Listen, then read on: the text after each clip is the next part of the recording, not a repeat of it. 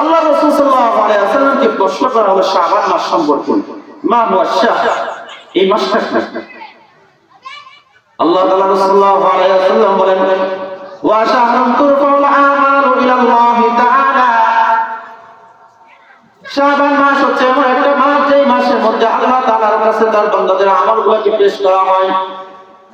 ওয়া উহিব্বু আন ইউরফা আলি ওয়া আনা সাইম, আল্লাহ রাসূল বলেন আমি চাই আমার আমলটা আল্লাহ তাআলার কাছে এমন ভাবে পেশ করা হোক, এমন ভাবে আল্লাহ তাআলার সামনে আনা হোক যে আমি রোজাদার অবস্থায় রয়েছি।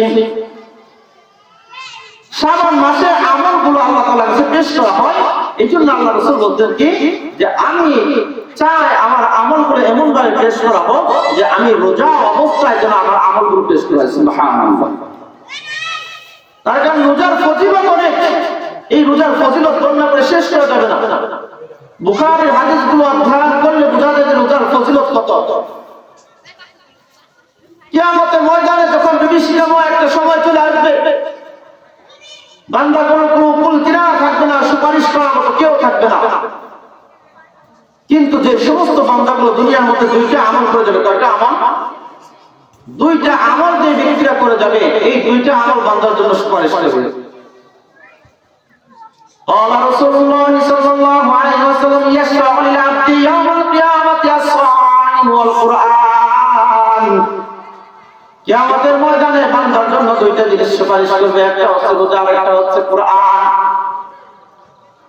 যেই ব্যক্তি রোজা রাখবে কিয়ামতের ময়দানে রোজা ওই ব্যক্তির জন্য আল্লাহ তাআলার কাছে সুপারিশ করবে, রব্বি ইন্নী মানাতু আত-তাআমা ওয়াশ-শারাবা ওয়াল-জিমাআ ফিন-নাহার, আয় আল্লাহ এই ব্যক্তিটা রোজা থাকার কারণে দিনের বেলায় সে কোনো ধরনের খাবার খায় নাই, কোনো পান করে নাই, সমস্ত ধরনের খায় সাথে তোমার সন্তুষ্টির জন্য ত্যাগ করে দিয়েছে। ফাশাফিনি ফি, আয় আল্লাহ আমি এই ব্যক্তির জন্য আপনার কাছে সুপারিশ করতেছি, আপনি সুপারিশটা কবুল করে নেন।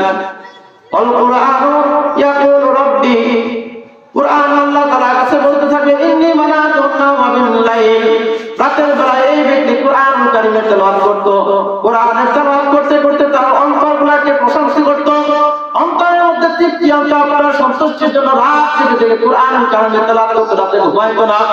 আয় আল্লাহ ফাশাফিনি ফি, এই ব্যক্তির জন্য আমার সুপারিশকে তুমি কবুল করে নাও। সুবহানাল্লাহ, এই ব্যক্তির জন্য আমার সুপারিশকে তুমি কবুল করে নাও। আল্লাহ রাসূল বলেন ফায়ুশাফাআন, যখন কোন ব্যক্তি যখন কুরআন এবং রোজা এই দুইটা জিনিস আল্লাহর কাছে সুপারিশ করবে, আল্লাহ তাআলা সুপারিশ কবুল না করে পারবেন না। আল্লাহ তাআলা তাদের সুপারিশ কবুল করবেন। এই জন্য শাবান মাসের একটা আমাদের মুখ্য আমল হচ্ছে কি করা, বেশি বেশি রোজা রাখা। শুধু এমন যেন না হয় যে শবে বরাতের দিনই রোজা রাখলাম, এমন যেন না হয়। আল্লাহ রাসূল সাল্লাল্লাহু আলাইহি ওয়াসাল্লাম সারা মাস রোজা রাখছেন, এই জন্য শাবান মাসের রোজা হচ্ছে রমজান মাসের রোজার প্রস্তুতি। শাবান মাসে বেশি বেশি রোজা রাখা।